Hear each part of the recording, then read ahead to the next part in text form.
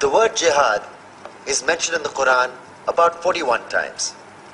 The words mercy, peace, and compassion are mentioned about 355 times. Yes, come in. Come on in, Riaz. Sit down, please. Contrary to popular belief in most Western cultures, Islam is a religion that preaches peace and tolerance. Yes, Patricia. If Islam truly is a religion that preaches peace, then how come the world's most troubled spots, the West Bank, Afghanistan, Pakistan, Iraq, they're all plagued with Islamic terrorism? Well, that depends on your definition of terrorism. Some might argue that the US invasions of countries like Iraq and Afghanistan are also acts of terrorism. No, those were acts of war to get rid of despotic regimes. Or a means of getting at a country's oil. Conspiracy theories. Well, May I? Yes, please. Go ahead, Riaz. Mr. Khan is right. I mean, if we're talking about terrorists, the world's biggest terrorists are the white superpowers. Come on now. No, really, stop and think about it. Explain 9/11. Okay.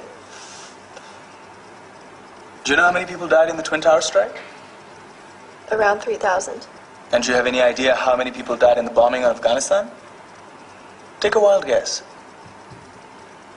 More than 15,000 people died. And that's just conservative figures. About 50,000 tons of explosives were dropped on innocent civilians. Men, women, children. Yeah, but that was because of the Taliban. Now that you brought it up, did you know that the Taliban was a creation of the CIA to fight the Russians? Whatever. They were still harboring terrorists.